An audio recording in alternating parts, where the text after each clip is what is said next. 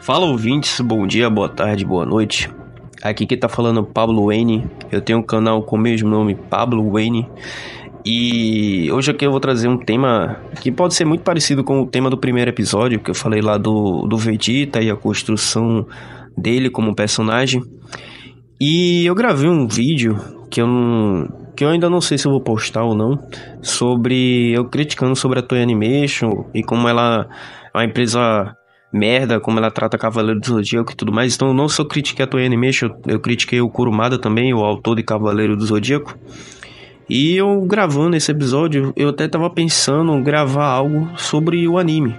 Mas fazia muito tempo que eu não assistia Cavaleiro do Zodíaco. Acho que já faz uns 7 ou 8 anos que eu não assisto Cavaleiro do Zodíaco por completo, a série clássica por completo. Então eu teria que assistir tudo de novo. Mas questão de tempo, essas coisas às vezes não cabem, porque o cara tem que se concentrar muito.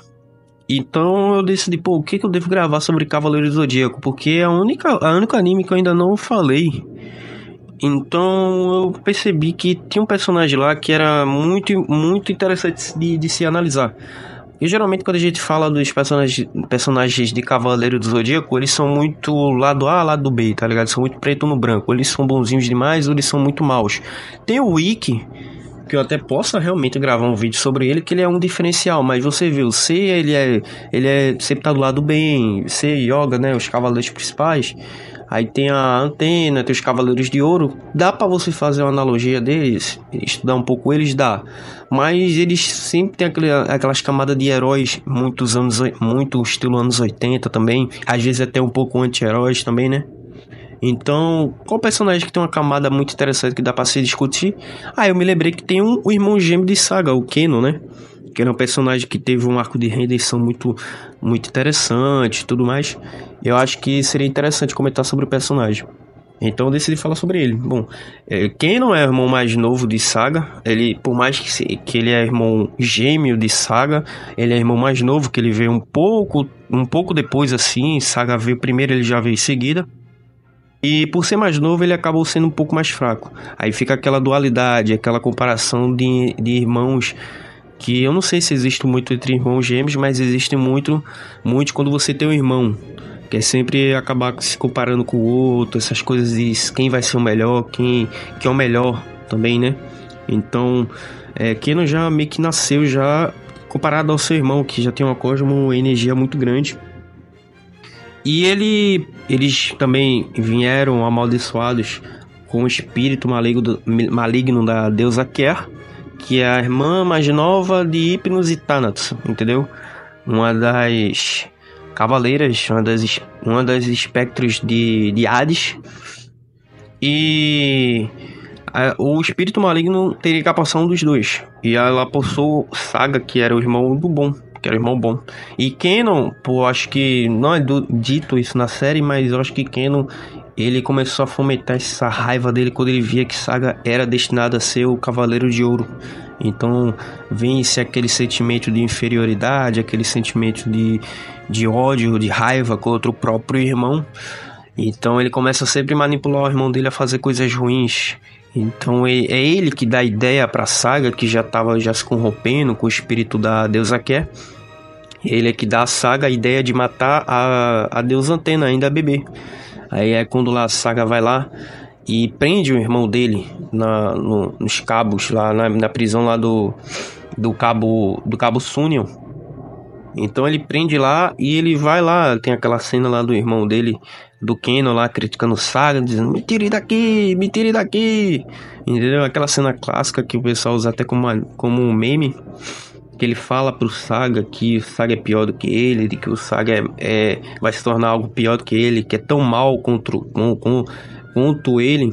E aqui eu posso até fazer uma analogia sobre essa cena, seria interessante. Você pode tentar, beleza, tenta ver uma analogia. Kenon é como se fosse o pecado de Saga, o pecado dele que vai sempre acompanhar ele. E Saga, ele não enfrenta o pecado, ele não confronta o irmão dele, que seria o pecado. Ele prefere prender o irmão dele, tentar esquecer esse pecado, prender esse pecado e abandoná-lo. Então, ele não quer enfrentar o pecado para poder superá-lo e terminar de vez com isso. Ele prefere esquecer. E isso é ruim porque isso só piora a situação. Kenon, ele não... Lá preso, num Cabo Sunion, que é um cabo onde fica preso ao mar e ele fica o tempo todo quase na morte, lá no mar. Ele só aumenta o ódio dele com o irmão dele, ele aumenta o ódio dele com Athena, sobre Athena. E naquele momento ele nem sabia que Athena, na verdade, estava salvando ele, o cosmo de Athena estava salvando ele, impedindo que ele morresse todo esse tempo. E também é por causa de estar preso ali que ele descobre sobre a ânfora de Athena, né, onde está preso o espírito de Poseidon. Então, também por causa disso, então veja que Saga, ele meio que acabou criando um destino trágico pro próprio irmão, sem querer. Porque ele queria prender Kenon ali para que Kenon não fizesse maldade, mas no fim das contas aquilo dali foi o que alimentou mais a maldade dele, né? Então quando Saga morre e Kenon consegue sair dos Cabos Sunion, foi a oportunidade perfeita para ele colocar o plano dele. Depois quando ele descobre a ânfora lá de Athena e tudo aquilo lá, as armaduras dos generais marinas, né, eu não sei se as escamas douradas, alguma coisa assim. E ele é o único também, naquele momento que fica bem marcado que ele é o único cavaleiro ou o único ser humano que conseguiu enganar um deus, ainda mais um dos 3 deuses, né? Logo Poseidon, que é um dos 3 deuses principais da trindade lá dos deuses, né? Então ele consegue enganar Poseidon, consegue enganar os generais marinas, todos os cavaleiros marinas também, para ele conseguir fazer os planos dele. E os planos dele é muito parecido com os planos de Saga, inclusive até aí que fala que quando ele descobre que Kenon é irmão de Saga, o irmão gêmeo de Saga, ele até confronta Kenon pela primeira vez falando: você quer tanto seguir os passos do seu antigo irmão, do seu irmão que não conseguiu fazer? Isso mesmo, sou o irmão de Saga. O meu nome é Kenon de Gêmeos. Então Saga era seu irmão Kenon de Gêmeos? Vocês então eram gêmeos como a constelação guardiã dos 2? Exatamente, nós somos gêmeos, mas eu sou muito diferente do meu irmão, Fênix. Saga sempre foi torturado por 2 índoles, a boa e a má. Mas eu tenho apenas uma: a má. Unicamente amar? Por que está lutando ao lado de Poseidon? Está querendo realizar o desejo que o seu irmão tanto quis e que ele nunca conseguiu? Chega de perguntas, Cavaleiro de Fênix. Acabarei com você agora! Estou me lembrando que você pode voltar à vida quantas vezes quiser, como diz o seu nome, a famosa e poderosa ave Fênix. Dessa maneira, meu querido Fênix, seria uma perda de tempo matá-lo agora. Portanto, eu acho que é bem melhor mandá-lo para uma outra dimensão. Para uma outra dimensão? Sim, Fênix. Vou mandá-lo para um lugar de onde você nunca mais possa voltar. Então você também consegue usar a técnica da outra dimensão como seu irmão? Calma, não usarei apenas os golpes que tomei de meu irmão. Mas o que é esse triângulo? Caia, Fênix! Livrarei você do tempo e do espaço! Triângulo de ouro!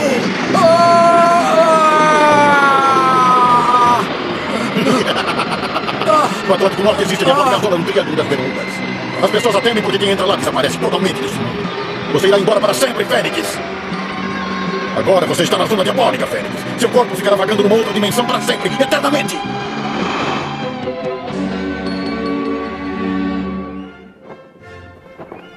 Saga, você não conseguiu realizar nada com a sua atitude branda. Agora vou provar que o que eu falei estava certo. Porque não apenas vou controlar a Terra, como também dominarei o mar.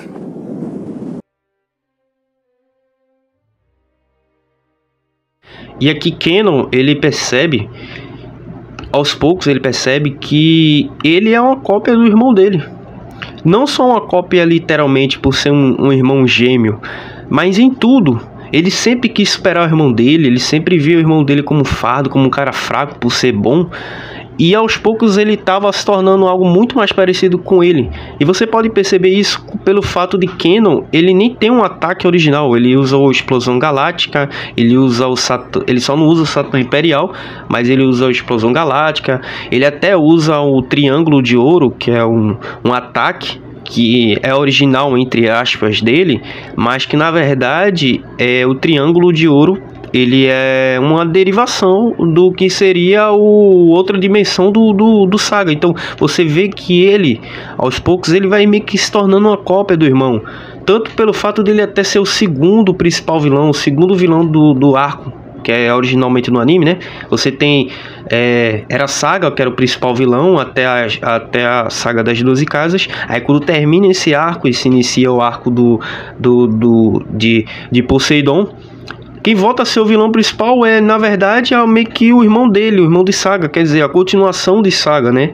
Então ele aos poucos ele percebe que na verdade ele não tem nada de original. Ele não tem nada de original. Ele sempre vai estar na sombra do irmão dele, nos ataques, nos planos, inclusive até quando ele se torna General Marina, até nisso ele se torna uma cópia do irmão dele, porque os Generais Marinas eles usam aquelas armaduras douradas que provavelmente são do mesmo material que as armaduras de ouro, são tão fortes quanto as armaduras de ouro. Para você se tornar um General Marina, você tem que ser tão forte quanto o Cavaleiro de Ouro. Então, até nisso ele consegue ser que nem o irmão dele, que o irmão dele era um Cavaleiro de Ouro, e se ele não conseguiu ser um Cavaleiro de Ouro, ele vai lá e acaba ser um General Marina, que é quase um Cavaleiro de Ouro, né? Então até nisso ele é uma cópia do irmão dele. E no próprio arco ele vai percebendo como isso é inútil no fim das contas, não adianta de nada ele tentar esse mal. Ele vai vendo que todo esse mal dele não se valia de nada, de que ele era uma cópia do irmão dele, de que ele não tinha nada de original, de que ele não tinha nada de especial, de que não adiantaria dele fazer, se ele vai ou não usar o plano de Poseidon e tudo mais. Aí é quando ele descobre que Atena, mesmo ele tendo tentado matar Atena quando ainda era criança, quando ele estava lá preso nos cabos lá Sino, era Atena que salvava ele, era Atena que mantinha ele vivo, que de todos aqueles momentos onde ele xingava, amaldiçoava o irmão dele, amaldiçoava a Atena estava o tempo todo do lado dele, cuidando dele, impedindo com que ele morresse. Escute, Saga.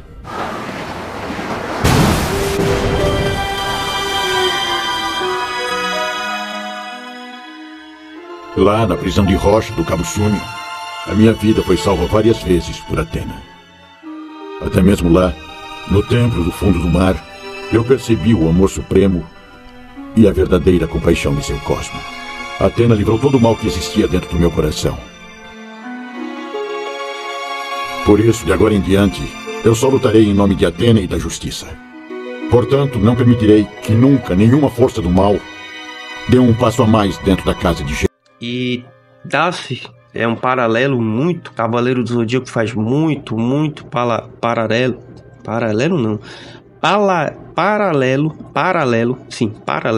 ele faz muito paralelo à mitologia cristã, né?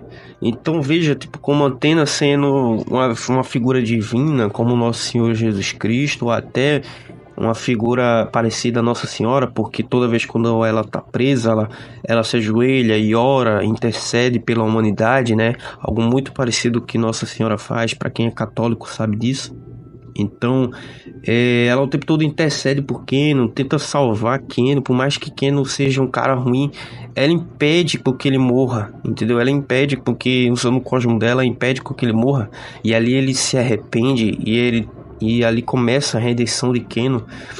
Ele vê que tudo que ele fez é de errado, que tudo que ele fez não valeria a pena, que tudo que ele fez não estava certo. E ele vê aos poucos que ele desperdiçou boa parte da vida dele, mas que ele tinha uma chance de se redimir e se tornar uma pessoa melhor. E isso é muito interessante, cara. Então, ali tem a primeira redenção de Keno. E termina o arco lá, os cavaleiros conseguem derrotar Poseidon. E no final, quando é mostrado no mangá, Keno mostra que Keno está vivo. E aparece lá, ele vê, o templo de Poseidon é destruído e tudo mais. Então a galera acha que Keno na verdade tinha morrido lá, ser sacrificado para lutar contra Poseidon, mas na verdade ele estava vivo. E ele vai pro santuário e mais uma vez, pede perdão pra Athena e mais uma vez pede pra seguir ela. E Athena perdoa ele, como sempre, né? A Athena, ela tem essa figura divina de ser um ser que perdoa, tá ligado? Então, mais uma vez, a mitologia, como se fosse a filosofia cristã, ela é muito, muito atrelada. O autor, o Masami Kurumada, ele colocou muito a filosofia cristã na obra do Cavaleiro do Zodíaco. Então é por isso que muita gente, por mais que seja uma obra que trata sobre deuses pagãos, né, deuses da mitologia grega, mesmo assim ele consegue se identificar muitas pessoas que são de origem cristã, principalmente nós da América Latina, que é onde a série é muito popular, não só aqui, também na França, na Espanha, que também são países que têm uma origem cristã muito forte, uma origem de uma cristandade muito forte. A gente acaba meio que se identificando e adotando muito esse anime, que tem essa filosofia muito, muito cristã, né? De perdão, de oração, de meditação, né? De compreender a filosofia de Deus, de entender que, na verdade, o ódio ele só destrói e corrompe, né? Como é no caso de Keno, que ele viu que o ódio só ia destruir e corromper ele, e não ia valer a pena. Então, ele consegue perdão de Athena. E lá, quando se inicia a saga de Hades, os espectros começam a ressuscitar, e inclusive ressuscitam Máscara da Morte, Afrodite, Camus, Shura e Saga. Keno, ele vai lá e pede permissão de Athena para poder defender a Casa de Gêmeos.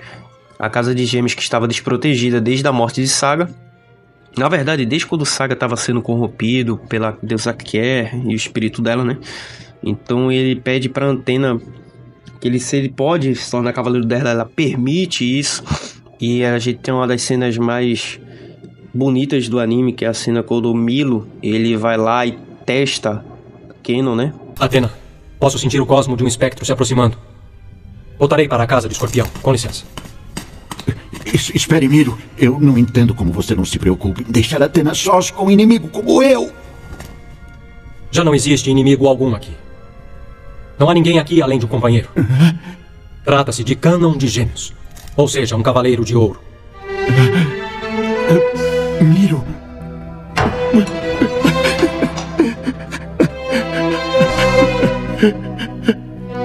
Athena. Sim. Miro, ele conteve a minha hemorragia ao invés de atingir o ponto mortal de Antares no último golpe. Miro me atacou com as agulhas para provar que sou um verdadeiro cavaleiro. E dessa maneira ele me ajudou a cumprir a minha penitência. Sim. Olhando vocês dois, pude compreender os seus sentimentos. E os sentimentos do Miro também. Eu não acreditava. Mas nós, humanos, podemos reconstruir as nossas vidas. Mesmo assim, Cânon, é muito provável que você e eu encontremos a morte nessa guerra santa contra Hades. O que eu fiz pode ter apenas prolongado a sua vida por um breve instante. Então, ele se prova ser forte, a defender a casa. E é ele que segue os passos do que seria o irmão dele, né? Esse arco da saga de Hades acho que é o melhor arco. Não seria o melhor arco. O melhor arco é das 12 casas, porque é o mais clássico, né? Mas numa questão narrativa, de história, eu acho que a saga de Hades é um dos melhores arcos, se não for o melhor. Porque é um arco muito bonito, cara. É um arco que, quando ele apresenta, inclusive tem uma das melhores aberturas de anime também, cara. É maravilhoso aquele arco. Eu acho que ali a Toei Animation se acertou de fazer uma continuação boa de Cavaleiro do Zodíaco, principalmente adaptando todo o mangá, né? Mais fiel também, assim, ao mangá também. E foi um arco que apareceu anos depois do final da série. A série terminou ainda nos anos 80, salvo engano, ela terminou ainda nos anos 80. E o anime é de 2000, 2001, 2002. Só vai chegar aqui no Brasil lá pra 2006, por aí. Mas é uma boa continuação, que eles até usam a trilha sonora original. Eles preservam o traço original. Acho que a única coisa ruim dessa animação seria o 3D, que às vezes ele coloca um 3D quando os cavaleiros vão se transformar. O cenário às vezes é em 3D, então Acho que não combina muito, não, mas mesmo assim fica legal, uma boa continuação. Acho que principalmente nessa primeira parte do arco de Hades é muito boa, a dublagem também é muito boa. Ainda era feito pela Alamo. Aí depois eles trocaram pra do Brasil, aí tiveram que trocar a voz do Radamantes, que era o Guilherme Briggs, cara. Vacilo demais, cara. O Guilherme Briggs tava incrível dublando o Radamantes, cara. Eu não sei, trocaram, porque foi uma treta. Foi uma treta, o que já me falaram é que isso aí foi uma treta do Hermes Baroli, que é o dublador do Seiya, que é filho do dublador do Saga de Gêmeos, né? Gilberto Baroli. Aí o Hermes Baroli parece que ele tretou com o Guilherme Briggs, alguma coisa assim. Ele tretou com um monte de gente também. Aí o Guilherme Briggs não podia fazer a dublagem para do Brasil, cara. Ele tretou e não chamou o Guilherme Briggs para fazer a dublagem do Brasil. Aí ficou nisso, aí trocaram o dublador, aí botaram outro. Outro dublador é bom, me esqueci o nome do cara, pô, mas ele dubla o professor lá do Boku no Hero lá. Ele é um dublador bom, cara. É o dublador do Mr. Popo também, mas não sei, cara, eu acho que ainda preferia a voz do Guilherme Briggs pra Radamantes. E ele dublou, o Guilherme Briggs também dublou o Radamantes no jogo do Cavaleiro do Zodíaco. Aí fica meio que chato, né? Tipo, no anime, trocaram muita dublagem ali na Saga de Hades, cara. Trocaram a dublagem do Aiolia e do Mude Ares também, cara. Trocaram também a dublagem Trocaram também a dublagem do Mestre Ancião, cara. Também trocaram a dublagem dele quando ele tava novo. Era outro dublador. Era o dublador do Majin Buu. É foda. Mas voltando ao assunto, né? O Kenon lá, ele começa a lutar com a armadura de gêmeos. Os cavaleiros vão todos descer ao inferno lá. Ao inferno com Siths. Acho que é inferno, eles descer ao inferno. Que é totalmente inspirado, o inferno de Hades lá é muito, muito inspirado no inferno de Dante. Os 7 pecados, são 7 lugares diferentes. Então o Cérbero já vem da própria mitologia grega, mas você vai ter o lugar onde são julgados, o rio Aquerontes, tem que já é tudo da mitologia grega, mas tudo colocado de uma narrativa muito parecida com o inferno da Divina Comédia de Dante, né? Inclusive tem uma parte lá do inferno onde as pessoas ficam congeladas, é onde também o Seiya fica por um tempo congelado, aprisionado lá, e ele fica lá. Isso é muito parecido com a última camada do inferno, que é gelada, né? Que é onde ficam os traidores. Então ali tem muita inspiração. Aí o Kenon, junto com os outros cavaleiros, descem para o inferno. Os cavaleiros de ouro ficam presos no inferno lá de gelo. Mas é Kenon que acompanha junto com os cavaleiros de bronze. Então ele derrota vários espectros. Ele mostra que ele é forte. Por mais que ele seja um pouco mais fraco que o irmão dele, ele é tão forte quanto o cavaleiro de ouro.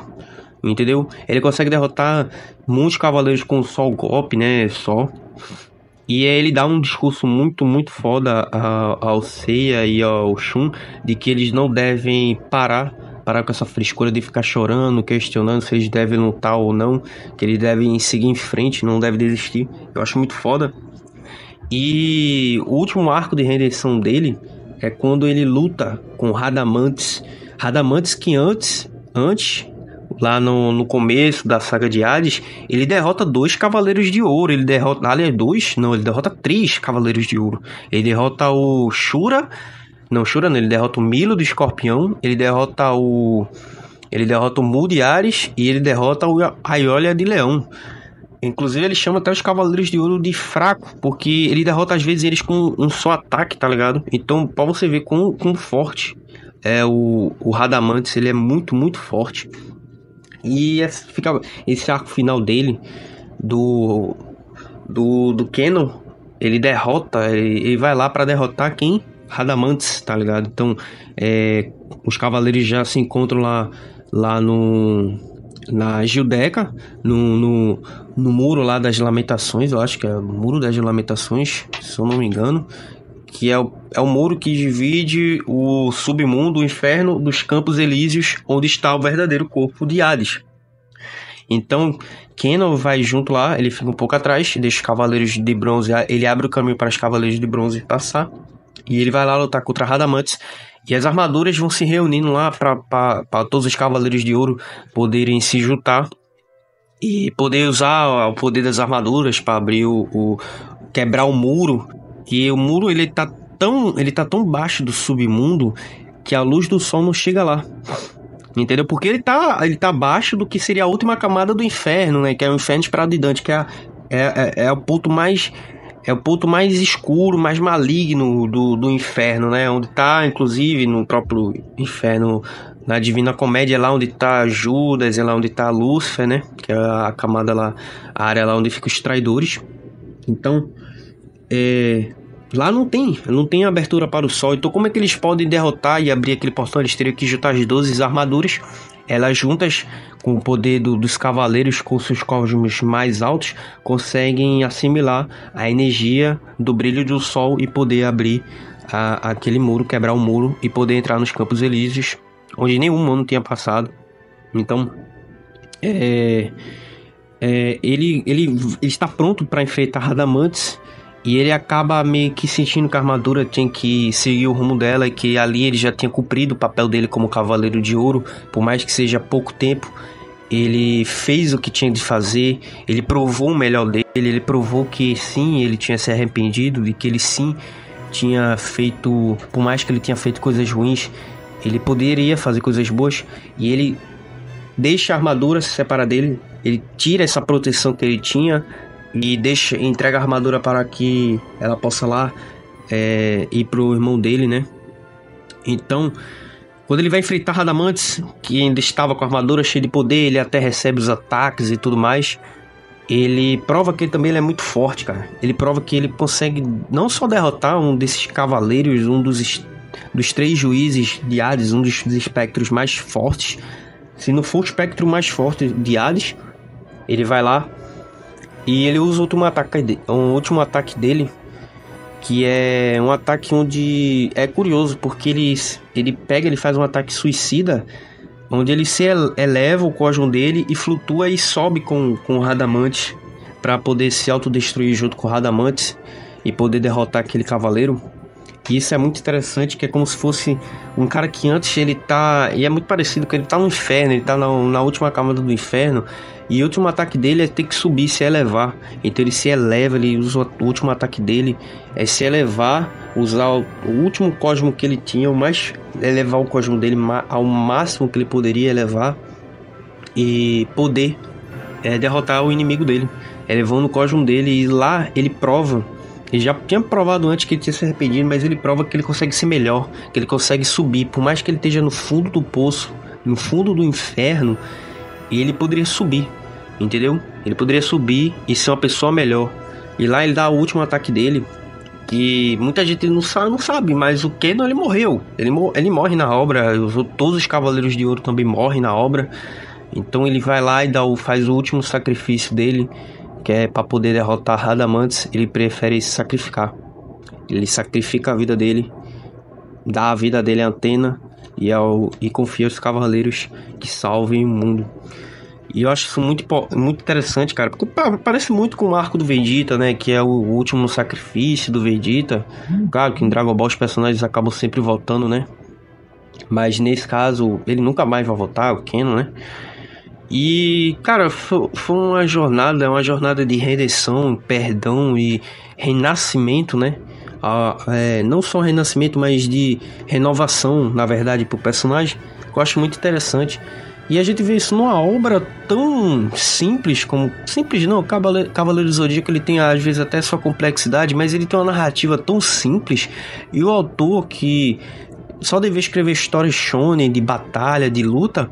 Ele consegue colocar uma camada de personalidade a esses personagens, principalmente a esses personagens, coisas interessantes, tipo de arrependimento, de que mesmo você tendo feito coisas ruins, se você realmente se arrependeu, você tem como ter uma nova vida, você tem como ser uma nova pessoa, entendeu?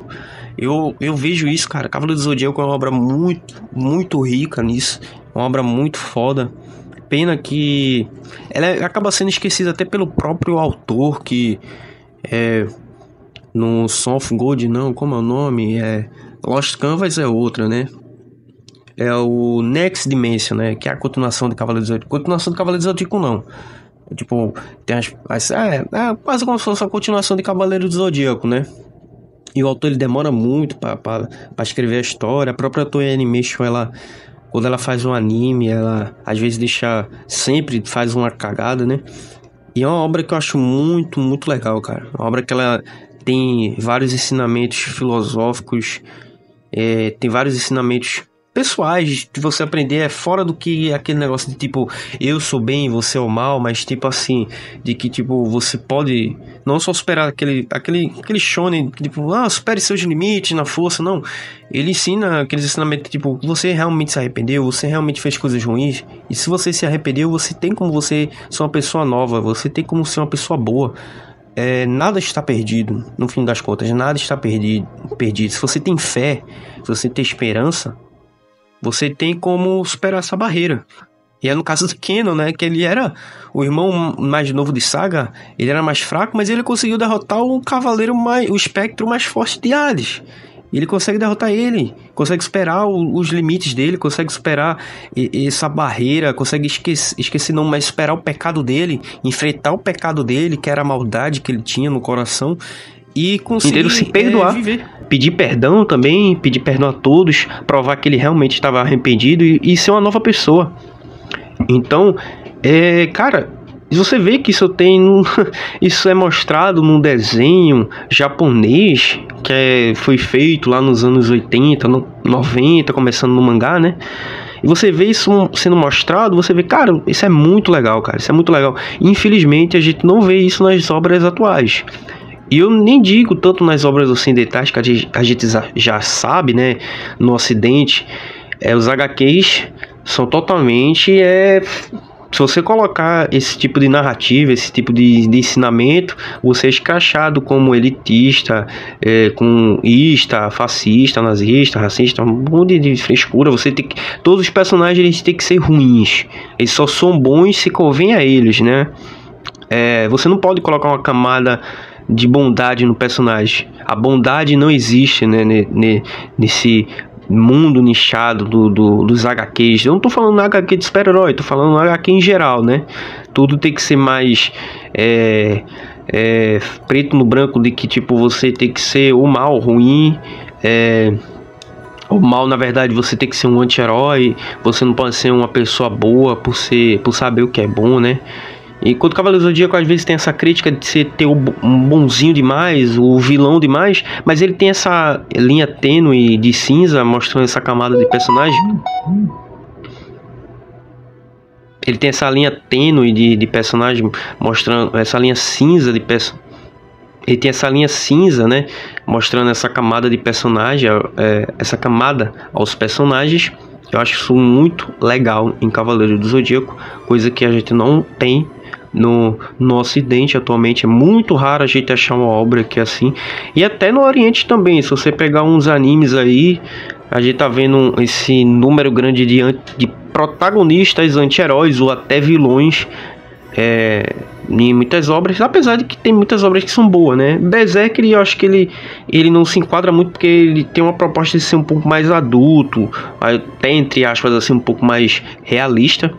Mas Cavaleiro do Zodíaco, que é uma obra que é feita para um nicho específico, que é jovem, criança, principalmente menino, ele tem que ter uma camada, ele tem que ter o que eu digo, ele tem que ter um ensinamento bom, de que mostrar que a vida, ela não é só paulada e maldade, a vida também tem que ter coisa boa, né? Então, eu acho que é uma obra muito boa, deve ser... Cara, a Toei Animation devia valorizar muito mais a obra. A galera diz que, mas lá no Japão não faz sucesso. Sim, Cavaleiro do Zodíaco lá no Japão faz sucesso sim. Senão eles nunca tinham colocado Cavaleiro do Zodíaco nas capas da Shonen Jump, entendeu? Eles nunca teriam colocado Cavaleiro do Zodíaco no Jump Force, que é o jogo da Jump, né? Inclusive tem até um jogo anterior que é estilo Jump Force também, né? Que é com todos os personagens da Shonen Jump lutando. Tem lá também os personagens de Cavaleiro do Zodíaco. Então, esse Cavaleiro do Zodíaco, ele vende muito. Ele só não é uma obra tão conhecida quanto o Dragon Ball, tão popular quanto o Dragon Ball, tá ligado? Mas é uma obra muito popular. E, cara, é uma pena que a Toei Animation não tenha feito uma continuação digna Cavaleiro do Zodíaco, né? Fica ruim. Mas é um ensinamento que se aprende.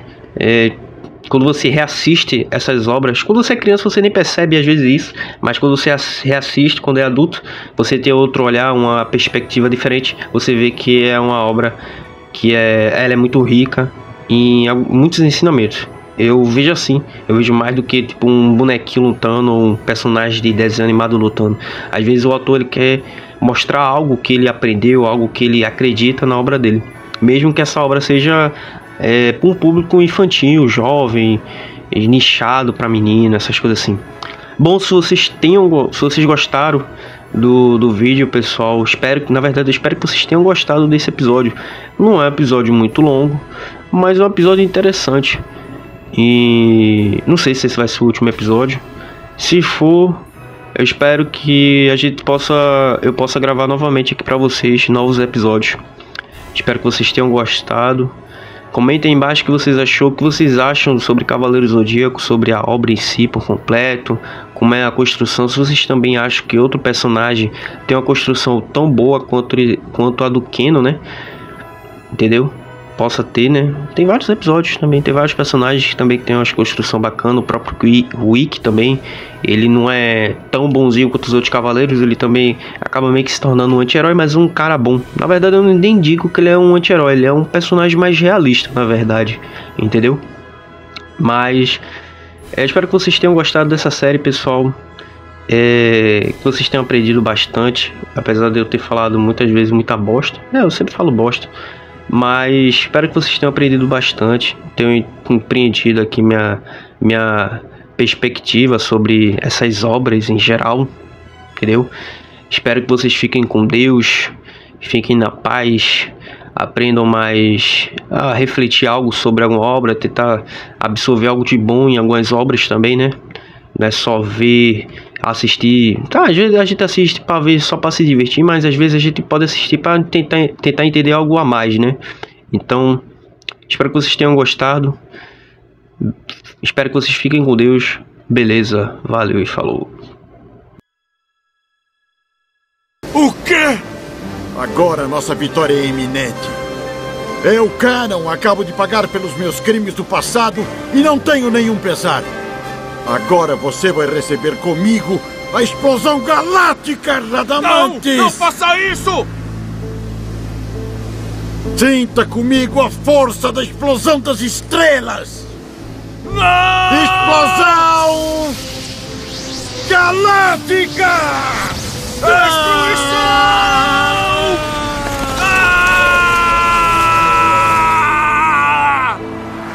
Atena, saca.